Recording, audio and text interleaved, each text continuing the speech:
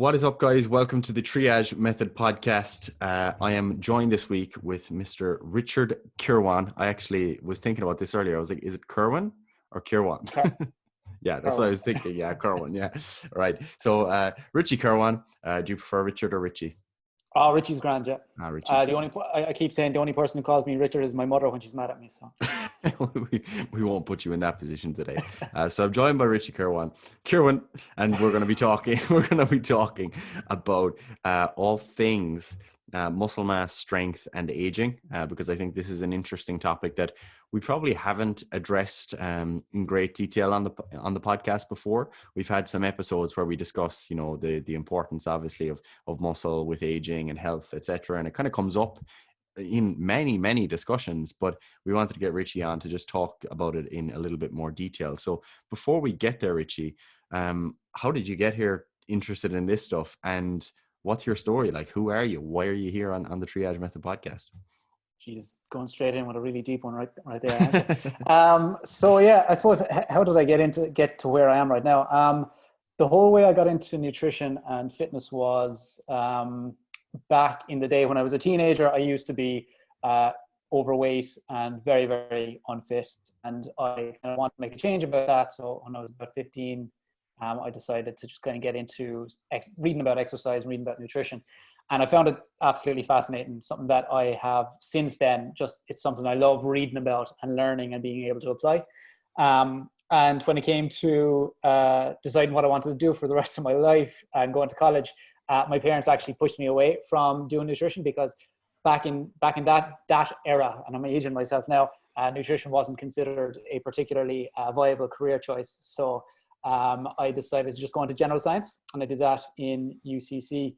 And then I went off and traveled for a while and never kind of didn't work in science at all. And nutrition and fitness was always something that I had with me, and it was something that I would love reading about constantly. So I decided to get back into it eventually after a few years. Did my master's in nutrition then in University of Barcelona. And I started working over there as a nutritionist for a while. Ended up moving to the UK, and I decided that I really wanted to continue. Like, I love coaching and I love working as a nutritionist and working with people, but I realized I wanted to get more into the academic side of things as well. And I wanted to get more into research. So I said, look, I just want to do a PhD, and started looking for one. And I was absolutely blessed, because I found a PhD it looked like it was made for me here in Liverpool John Moores University. And it's all about looking at the effects of high protein, Mediterranean style diets and resistance exercise on body composition and cardiovascular health. And they're all kind of different aspects that I absolutely love, because obviously I did the master's in Barcelona, and I always tell people I got brainwashed into loving the Mediterranean style diet over there, because it's literally all they talk about. Considering everybody on the faculty over there has done some research on the PREDIMED study. And I love Mediterranean diets, love high protein diets, love the research around that, resistance exercise, and then being able to use it for something very, very practical. I thought, well, Jesus, this is made for me. So I applied for that, and that's what I'm doing now. Researching that technically, even during lockdown, but waiting for some eases on restrictions to get into my research again. That's brilliant. And you sent me on your recent paper that got accepted, I believe, yesterday. Is that right? So it got accepted, I want to say Thursday or Friday of last week, and I just let people know yesterday. So yeah, the gram know yesterday. Yeah, no. So congrats on that. And I had a read through it today. Very comprehensive paper, and a lot of stuff in there that we'll likely get stuck into today. And some of the terms that came up in the paper were things like sarcopenia and frailty and what was the strength loss specific one? Dynapenia. Dynapenia, yeah. Dynapenia. There you go. I thought it was a misspelling of dyspnea initially, because I actually haven't seen that term before. I was like, oh, that's an interesting one. So yeah, lots of different terms in there, and I suppose, like, what are the differences between these different terms when we start to look at the loss of muscle mass or the loss of strength? Like what are we talking about when we talk about sarcopenia or frailty, or how would you walk someone through Yeah, that? like, and you wouldn't be the only person like who's not familiar with some of those terms, because they're not used all that often. So I suppose to start with sarcopenia, which is something that people are finally starting to give a little bit of credit to, or a little bit of attention to. It's the gradual loss, or call it gradual loss, of muscle mass as people age. So the way I kind of explain it to people is, if you imagine one of your grandparents and thinking of what they looked like when you were younger to what they look like now, if they're still alive, often we see older people kind of starting to shrink up a little bit and get a lot smaller as they get older. And that is one of the effects of sarcopenia. We see a loss in muscle size as they get older. And with that loss of muscle, we can have a lot of other kind of decrements in muscle function and in health that are associated with it. And we'll probably talk about that today. But then another aspect, and the one that's even less commonly known, is dynapenia, and that's the loss of muscle strength. That is, it's, in my opinion, I think it's probably even more of a risk factor than sarcopenia, muscle size loss itself, because we're losing muscle power, we're losing muscle function and quality with the dynapenia. And the funny thing is, they're starting to get more attention now, but the thing is, sarcopenia only became officially recognized as a diagnosable condition, I think it was 2017 or 2018. So it's quite recent that it's got an official designation as a disease. So that's why there hasn't been a lot of talk about it, but it is something that is very, very prevalent in society. And like, I think in, let's say, the population that are over 80, more than 40% to 50% of people can have sarcopenia. So it's something that a lot of people need to be aware of, because it's something that, you know, everybody will be affected by at some stage in their life. Yeah, absolutely. And when we start to think about that, then that sarcopenia, like, so we're accepting that there's some sort of normal decline in muscle mass with age, you know, that we're not all going to keep gaining muscle into our 70s and 80s and, you know, keep progressing linearly throughout life. I think everyone is familiar with that, unfortunately. But at what point do we start to say, okay, sarcopenia is a concern, or this person is sarcopenic, versus this simply being a normal age-related decline? Or are they the same? Or how would you walk someone through that? So that's a really, really tough question to answer. Yeah. And the truth is, one of the tough things with sarcopenia, and probably the reasons it hasn't got a lot of attention, is because there is no consensus definition of what sarcopenia is, unfortunately. So like, you might say, oh, it's just when people have lower amounts of muscle, but how do you define that? Yeah. So one of the common, one of the more commonly used methods nowadays is, it was a definition that was the European Working Group on Sarcopenia in older people came up with. They've got a terribly catchy acronym for that, but I can't remember it right now. But I think it's 2 standard deviations below the normal muscle mass, or the standard muscle mass for that group. And it also includes a measure of strength, which is usually based around hand grip strength as well, which is a relatively good indicator of strength and fitness levels in older populations. And it's also a good indicator of somebody's risk of death as well. So they use that combination of strength and that combine with muscle mass, which is often defined by using a DEXA scanner, which is basically a fancy machine we use for measuring body composition. And then, like, you'll probably think straight away, well, there's another issue, because we can't DEXA everybody, because it's a very, very expensive piece of equipment. Not everywhere has them, and it takes a bit of time to get somebody to do it, and you can't get everyone to do it. So it's very, very difficult to diagnose. So one of the things that we're looking at in our research is kind of handier ways of doing it. Can we do it with the standard bioimpedance body comp analyzers? Can we kind of get a good proxy measure using that? So that's one of the major problems with trying to diagnose if somebody has sarcopenia or not. Yeah, and I suppose, like, with that said, I think, like, you know, I think it's interesting from a research perspective and a diagnostic perspective, obviously, to ponder how exactly we diagnose it and what exactly the definition is. But regardless of whether or not you have a specific definition, action can still be taken. And I think that's kind of an important point, is that, you know, like coming from a physiotherapy background to kind of criticize my own, you could say, like, physios are kind of notorious for under prescribing any sort of progressive resistance training for elderly people. That's, you know, pretty common, like most people know that. And, you know, when you look at hospital physio, even for example, generally like recommendations for exercise are going to be quite conservative. So you could have someone that's leaving the hospital who maybe their body mass has declined. They may have just been bedbound for 3 weeks or whatever, and they might go home with a few kind of, you know, straighten the leg in the chair, sit out of the chair a couple of times, and it's kind of just like on a sheet, and like, oh, there you go, off you go, you know, we'll see you next time.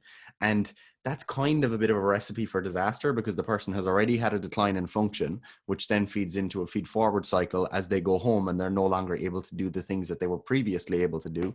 And then they're back in 3 years' time again with another respiratory infection or whatever, and the cycle continues to go on. So I think while the definitions are really important, would you agree that we can still do a better job at intervening? And by we, I don't just mean physiotherapists or trainers or whatever, but I mean, you know, healthcare in general could probably do a better job to be intervening and preventing. Absolutely. And like, I think we'll get into this a bit more. Sarcopenia, I think people are going to realize that that it is an epidemic, and we'll kind of talk about the importance of sarcopenia, because it's not just, oh, you know, people are losing a bit of muscle and, you know, they're not looking as jacked when they go to the beach or something like that. That's not the issue with sarcopenia. But I think when people realize how much of an issue it will be and can be in the future for people will realize that they'll want to prevent it. And the great thing about it, again, we'll get into this a little bit further on, is that sarcopenia, I think, is a very, very, it is something that we can definitely work towards preventing in a lot of cases, with, you know, obviously exercise, and then with nutrition as well. And I think it should be something that, you know, people who are working closely with individuals, like whether it's primary care, like you said, like physios, whatever, that they should be aware of it, and they should be able to kind of, or willing to give advice to older people to say, okay, look, this is something that you're potentially at risk of. This is something that you can do to basically try and prevent this as much as possible. So yeah, I would like to see more of an effort being made to combat it. Yeah, and I suppose, like, in addition to that, when you think about the average person just trying to identify this or think about this as well, like, people probably immediately, when they think of sarcopenia, they picture maybe someone who's like really, really frail, a tiny old lady, you know, on the kind of tea and toast diet, and that's it.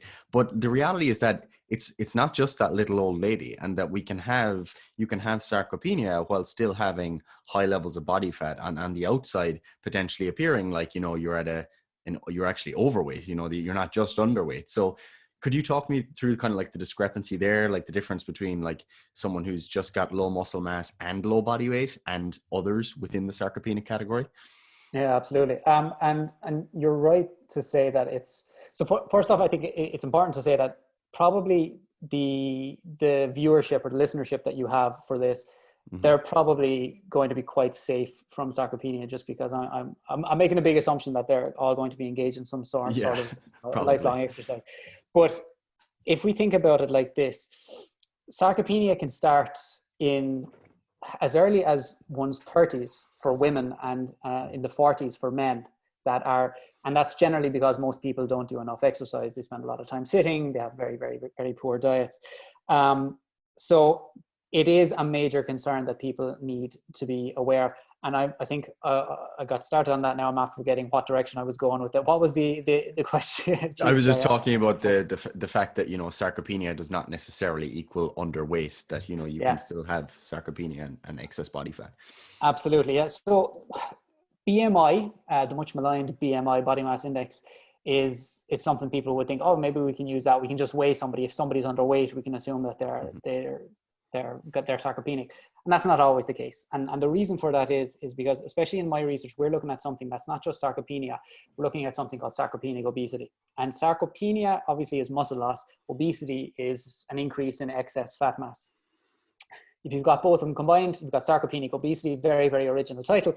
But it's basically more than the sum of its parts. It's where we have the negative effects of low muscle mass and the negative effects of high fat mass together. And what happens there is you could have somebody who is within a, let's say, inverted commas, healthy BMI, but they may have exceptionally low levels of muscle mass and high levels of fat mass, but they're a healthy body weight. So if a doctor is just looking at their body weight by height and their BMI, he says, oh, this person's absolutely healthy, but they may be metabolically very, very unhealthy, and basically primarily set up for a lot of chronic disease as they continue to age. So that's something people need to be aware of, that we can't just determine it by, you might not even be able to tell somebody's sarcopenic by looking at them if they're wearing clothes. Maybe if you get them to take off their shirt, you might see that they've got very, very little muscle mass on their arms, very, very skinny arms. They might have a pot belly, which is, that excess adiposity around the stomach, might have very, very skinny legs. And that's a good giveaway. But again, we don't have a good way of measuring that definitely yet. Yeah, and actually a question that I'm not sure of the answer to, but we've got this concept of anabolic resistance, which you might define for the listeners. But with the anabolic resistance, once you've answered that question, do we know if people who have sarcopenia plus underweight versus sarcopenic obesity, if they differ in their degree of anabolic resistance? Like, I think mechanistically it might make sense that there be a difference, but I'm not sure of the answer to that. So yeah, that's a good one. And I haven't actually looked at any differences between those two populations.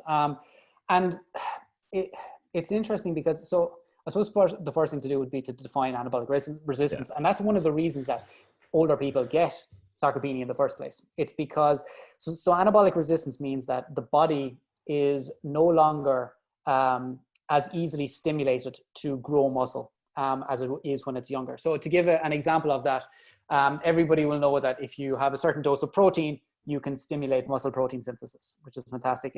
So in a young population, let's say, if you give somebody 20 grams of whey protein, you can maximally stimulate muscle protein synthesis. But if you give that same dose to an older person, you're not going to stimulate muscle protein synthesis as much. And this is as a result of anabolic resistance. So what might happen in an older person is you need a larger dose of protein to stimulate the same thing. And the same goes for exercise. So exercise stimulates muscle growth as well. But in older people, they may need actually higher intensities of exercise than younger people to bring about the same stimulation. And there's a lot of reasons for it. So for example, one of them is insulin resistance. So we know that as people get older, they tend to get insulin resistant. And what's interesting with that is, if you're insulin resistant, you're going to grow less muscle. And if you have less muscle, you also become more insulin resistant. So we've got this terrible chronic cycle that's kind of resulting in lower muscle mass and more dysfunction and more muscle mass. Another issue with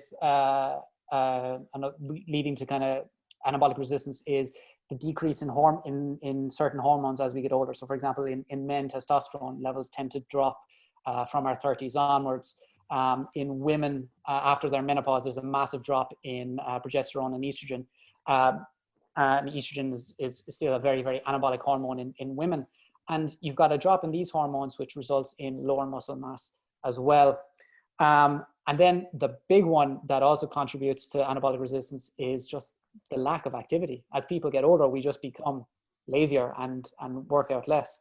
But one of the interesting things is the way fat mass plays into this. And this is where the sarcopenic obesity things comes in, is because we know fat mass, if we carry a considerable amount of it, it works like an organ, and it works as an endocrine organ, and it can pump out these inflammatory compounds into our blood. So what we have is this low level inflammatory state in the body. And that can be, responsible for a lot of other issues. It can be responsible for diabetes, it can be responsible for heart disease, but it can also contribute to anabolic resistance as well. And an increased level of catabolism, so more muscle breakdown, less muscle building as we're getting older because of this excess fat mass. So if you've got somebody who's got sarcopenia and somebody who's sarcopenic obese, where they've got that extra fat mass, you could make a case or an argument for the fact that they might be even more likely to suffer from more anabolic resistance.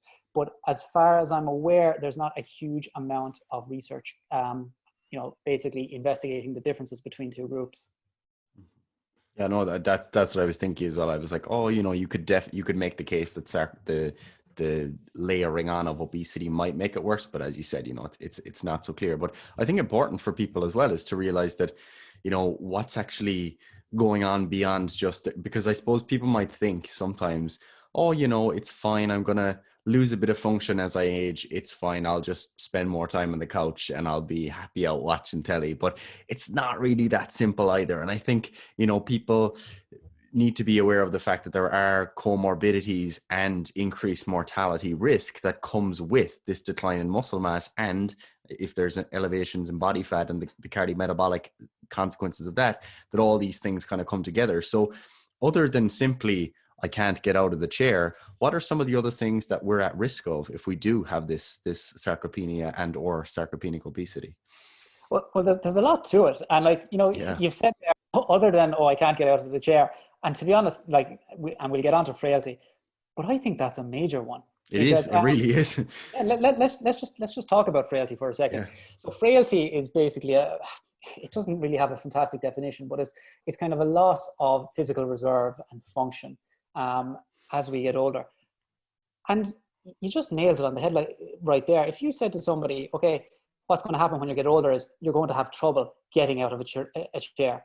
You're going to have trouble walking up the stairs. You're going to have trouble reaching up to the top shelf in your kitchen, or you're carrying the groceries home. You're telling somebody there, you're not going to be able to function as a human being anymore, right? And that, for me, okay, and for a lot of people, that's absolutely terrifying. And I think for anybody who's had a grandparent who has been confined to bed or confined to a chair, you realize how serious that is. And you're talking about taking somebody's humanity away from them.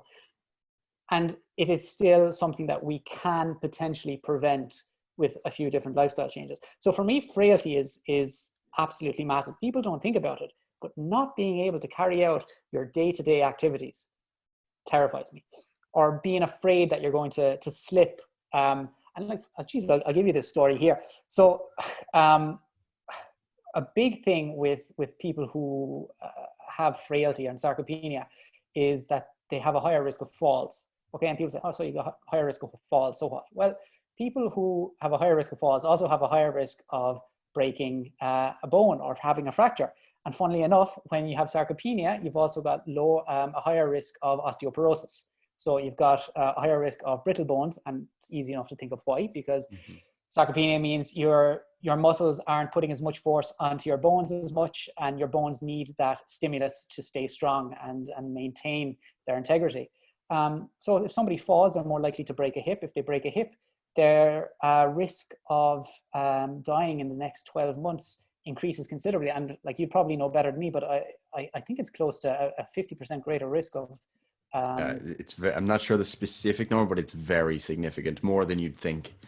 Yeah, and it's ridiculous. And like, to give an example, my grandmother, when I was about 16, 17 years old, she was in a supermarket.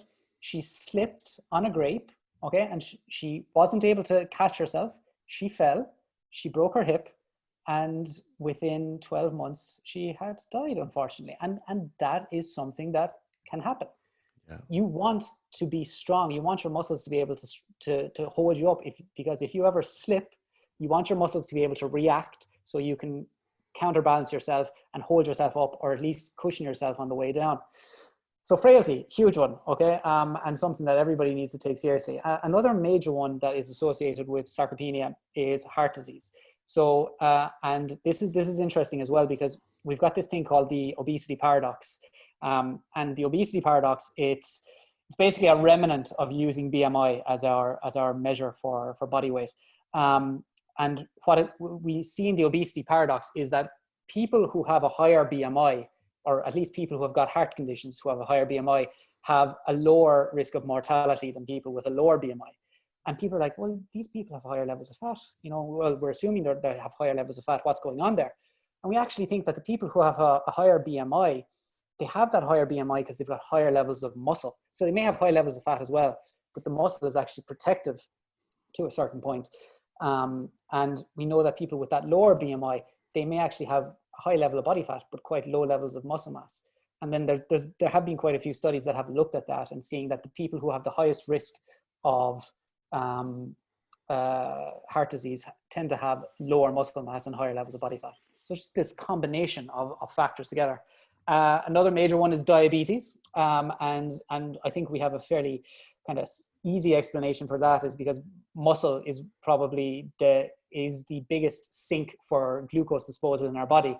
The more active muscle you have, the more you're better able to manage your glucose levels. And if you have got lower levels of muscle, it kind of results in insulin resistance, and you've got a greater risk of diabetes.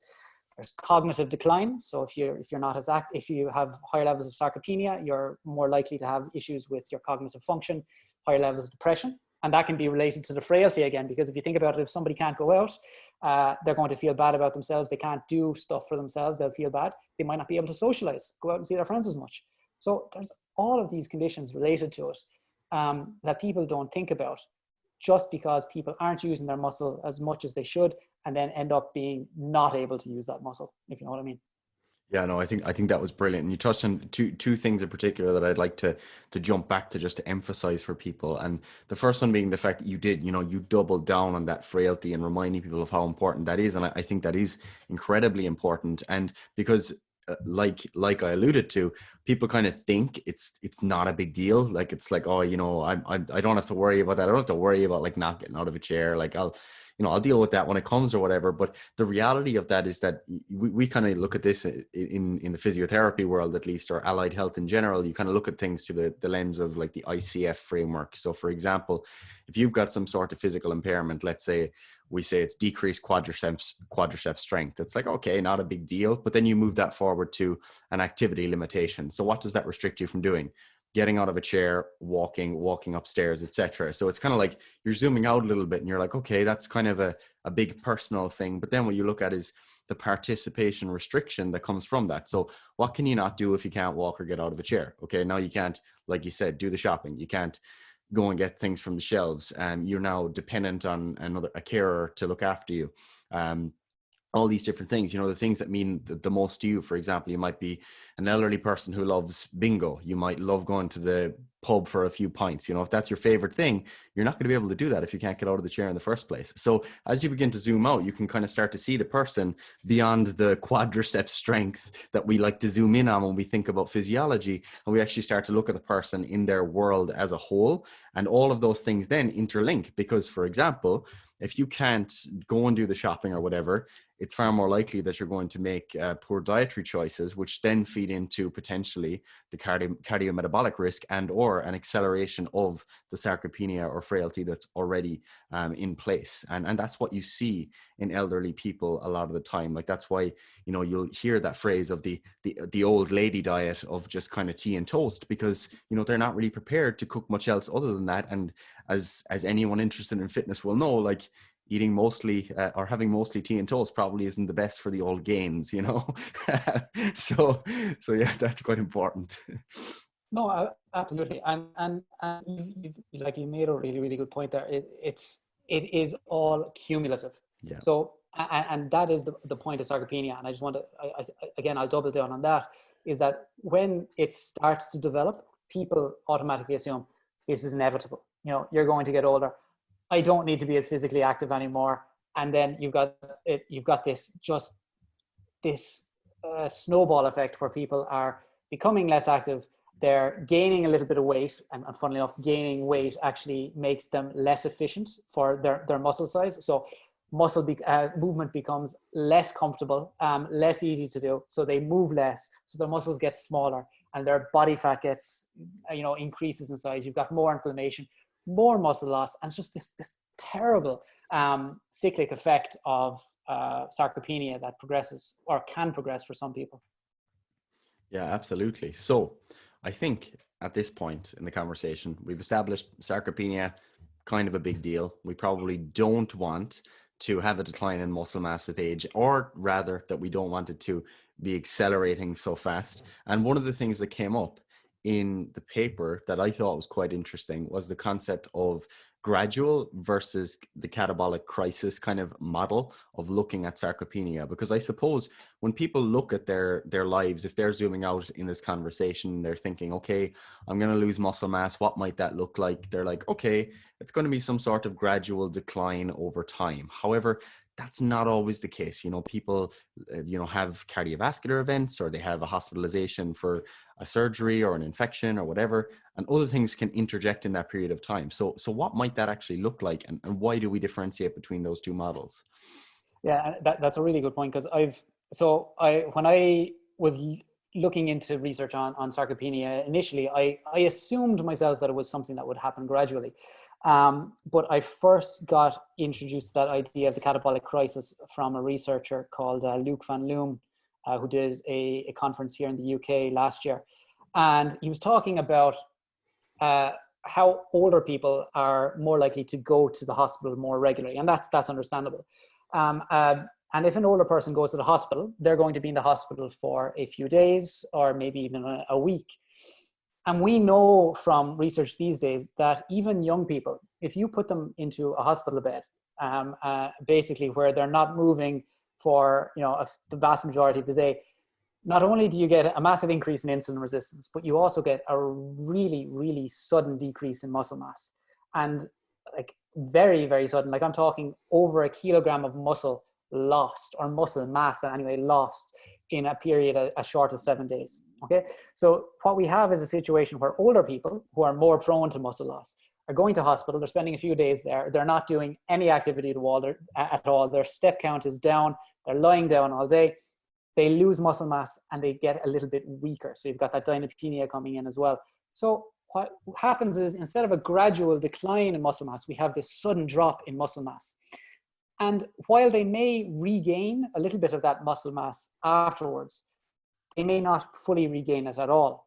And then what happens is, they may continue on gradually losing a tiny little bit of muscle mass until the next time they go to hospital, which again, as we said, in older people can be relatively frequent.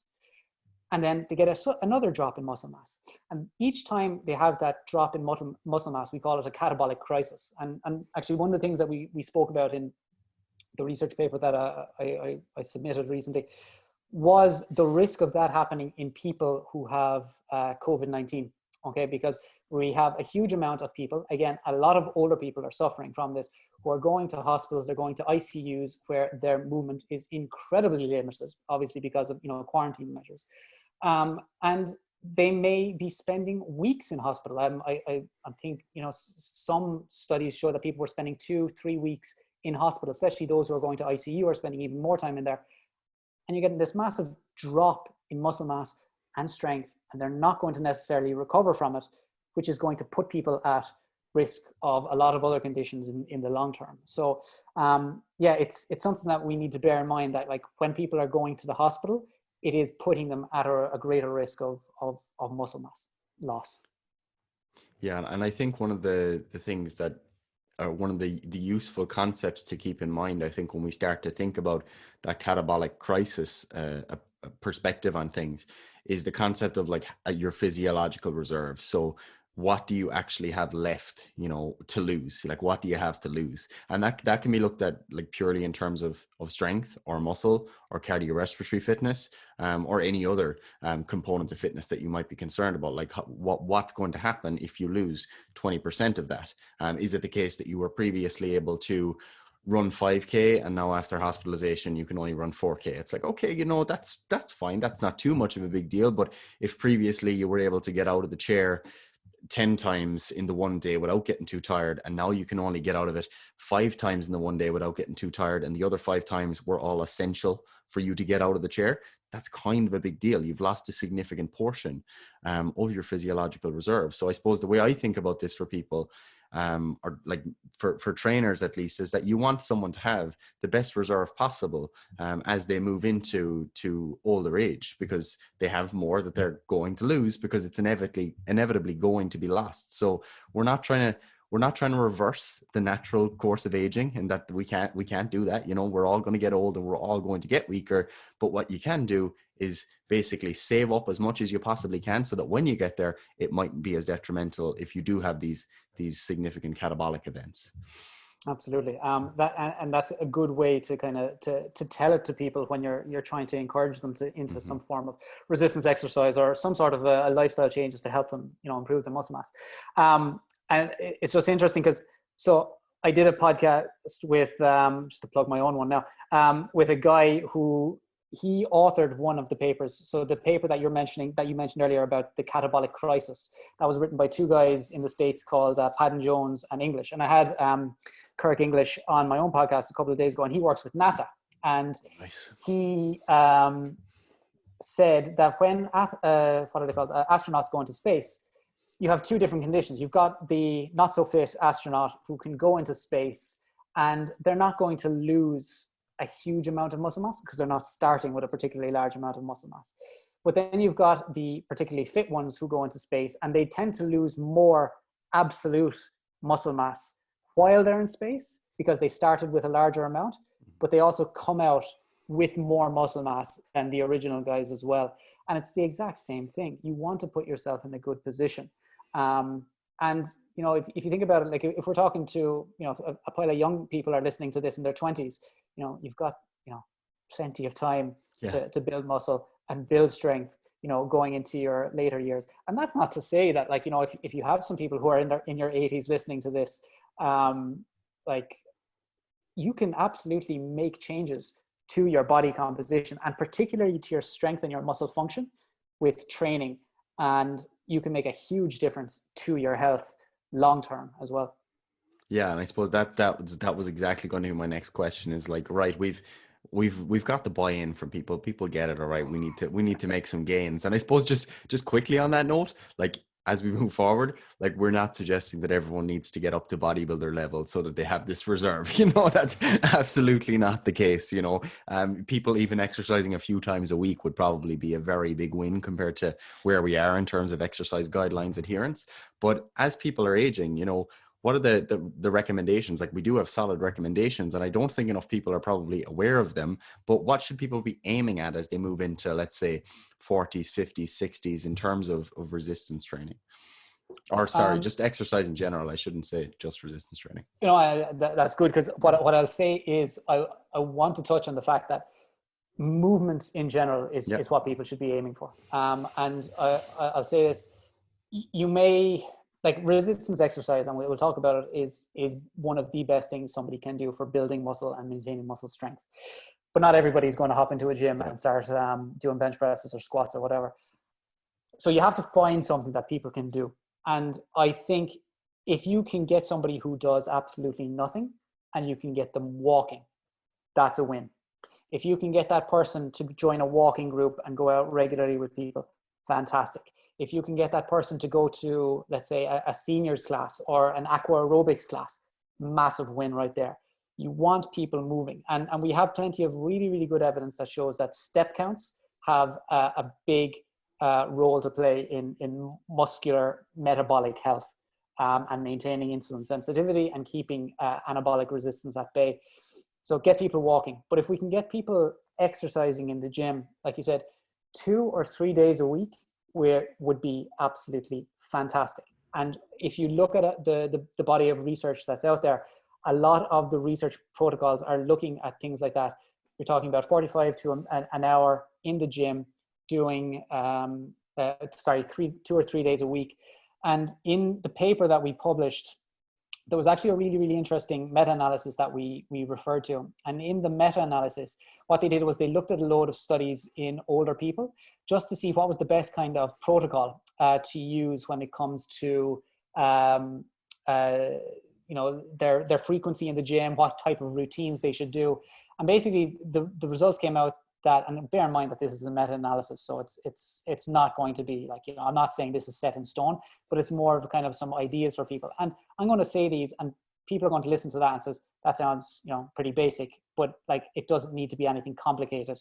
And we're talking about like going to the gym 3 days a week, having a training volume of 2 to 3 sets per exercise, probably doing something from like 7 to 10 repetitions, something around 70% of somebody's 1 rep max, or 50 to 70% of that.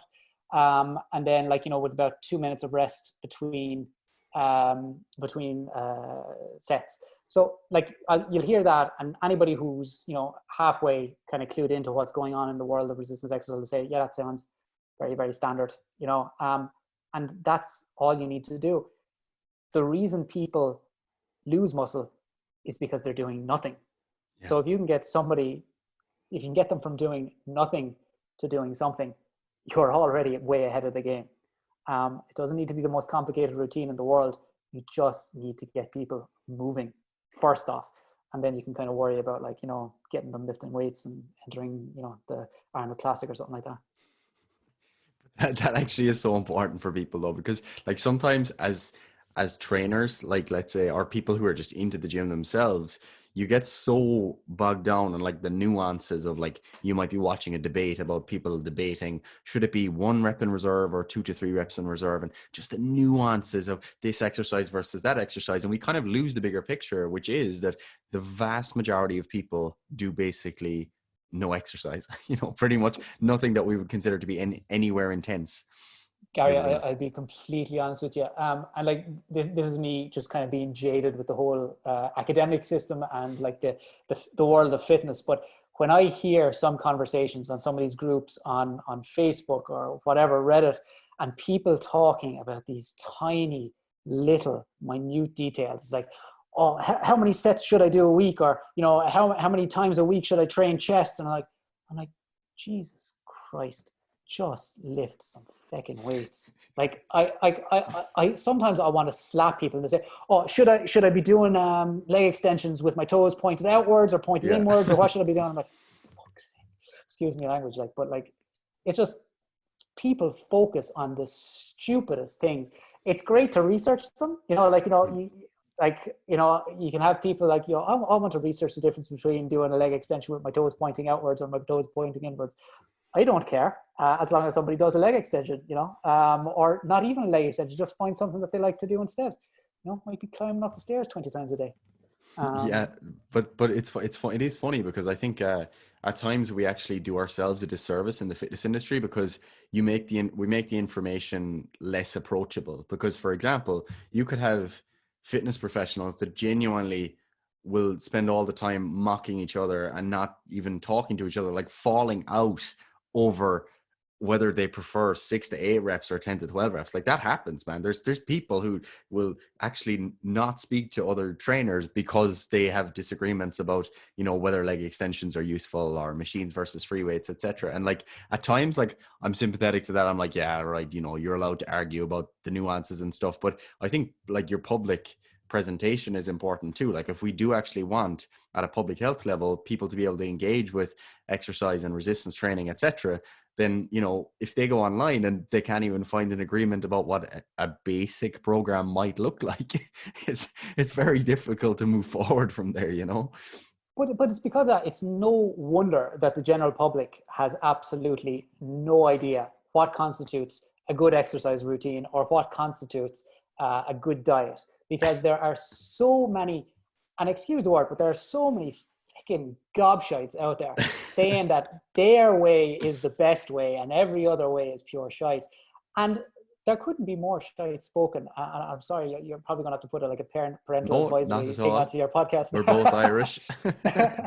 But like, it's just ridiculous. Like, I think it's very common in diet as well, where you'll have people going on about low carb and high carb, and you're like, Jesus Christ, just eat your vegetables and a bit of protein, it'd be grand. That's the way I see it, like, you know. And the same for exercise, like, you know, but people also like black and white answers as well, you know, and we have to bear that in mind. You know, people want to know, should I be doing resistance exercise or should I be doing aerobic exercise? And, you know, people don't like the answer, well, you can do both, and that's grand as well. You know, it's probably better if you do both, you know. It's, sorry, bit of a rant out there. No, completely justified. So now people know that they should be lifting. And I think we might have touched on this in the DMs and in a conversation before, but I suppose like one of the barriers, I think, is obviously people's beliefs about exercise as it relates to aging.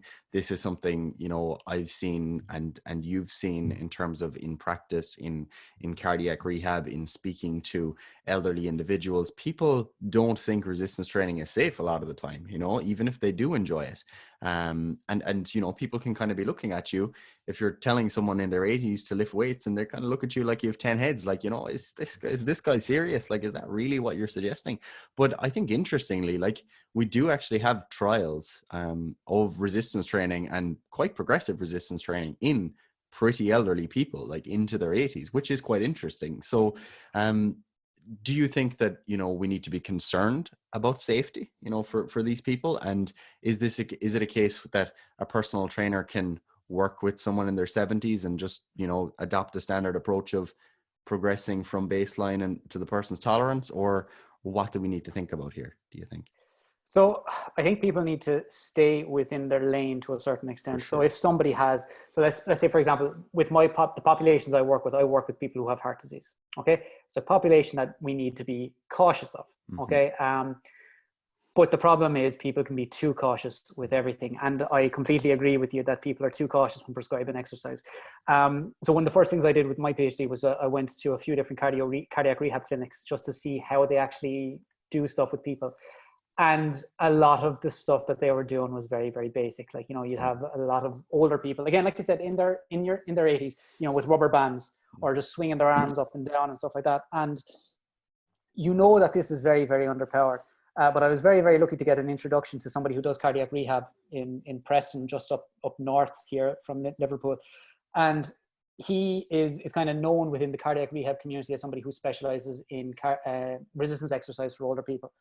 And one thing that he said to me was very, very interesting. And he said, everybody in my field is terrified to put people lifting weights because they think they're going to, you know, give themselves a heart attack, or they're going to rupture their lungs or something like that, or rupture a blood vessel. And as a comparison, he said to me, you generate more intra-abdominal pressure when you sneeze than when you do a squat.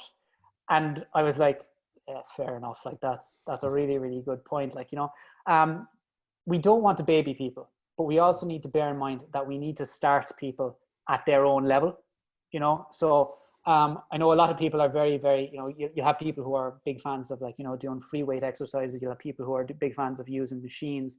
I think it's a matter of starting people at where they are. And, you know, if you're talking about working with the people in their 80s, you are starting at potentially quite a low level. Yeah. And you need to build up from there. But I think, like you said, some progressive overload and building people up and pushing people a little bit is really, really important. But you still need to bear in mind that you need to keep an eye on older people as well. So, like, for example, in the cardiac rehab groups that I go to, there's somebody on at hand at all times to measure blood pressure, because, you know, you can have things like postural hypertension as well, which can be a major issue for some older people, especially those with heart conditions. So I think it's important to be aware of these conditions. And if you're uncomfortable or haven't worked with people who are older before, it's worth getting more training or working with somebody who can basically help you with that. And I don't know what the system is like in Ireland for that at all. When it comes to work with older people, you probably know more about that yourself, Gary. What is it like? You know, like, are there specific qualifications for people to work with older individuals or people with heart disease, things like that? Yeah, like I think there are, like, you can get some like additional certifications that'll give you, you know, oh yeah, I'm certified to work with people in pregnancy or post-pregnancy or whatever, or people with heart disease. But honestly, like, I haven't heard of anything that is formal or legally required or anything like that, particularly as it relates to the elderly. Like, I do know some trainers who work with quite a lot of elderly individuals. And I think, like, one of the beautiful things about exercise that is quite simple is that it's like the principles are almost universal, in that, like, what does Richie come in to me with? Like, if Richie comes in and, you know, getting out of the chair is hard, then that's where we start. That's resistance training, you know, getting you to squat down to the bench, maybe holding a 5 kilo plate and doing that 5 times or whatever. That could be the start of a workout. And I think like having that kind of exercise agnostic approach where, look, all I'm trying to do is load the body and progress the stimulus over time, rather than thinking, oh, it has to be squat, bench, deadlift, or it has to be all machines or whatever, rather than adopting that kind of just that recipe type of approach. I think that can be quite empowering for people, because then you can at least try to show people what they can do. And I think that is one of the most important things for me, at least when it comes to working with elderly individuals, is that the beliefs are going to be there that this mightn't be appropriate for them. So if you can adopt an approach where you're trying to foster self-efficacy in the individual by showing them what they can do, that can be really powerful. So for example, someone might come in, they might be 75 years old, they had a previous knee replacement and they've got a bit of osteoarthritis in the other knee. Like, that's not uncommon. Like, you're going to deal with these things. And, you know, they might say, oh, look, I'm not sure if I could do any squatting or anything like that. My knees aren't great. So instead of saying, you know, let's work up to your max squat today and see what the max you can do is, see what the minimum is, you know, try and find an entry point. And if the person can leave after their first workout and realize that, you know what, I actually did two sets of getting up with a 5 kilo plate today, that wasn't too bad. And then the next day they come in, you're like, you know, we might try and maybe do an extra rep today. And that's it. That's your entry point, you know? So yeah, I think that approach is just really important for people. But as for specific certifications or whatever, I'm not entirely sure myself. But I just said I'd throw that in there because I do think it's quite important. That role of the practitioner is huge. Like you said, in establishing the level that they're at, but also just as a support for people as well, because you know, you want people to be confident that this is going to be good for them. So you need to be confident in it too, and you need to project that confidence onto people too.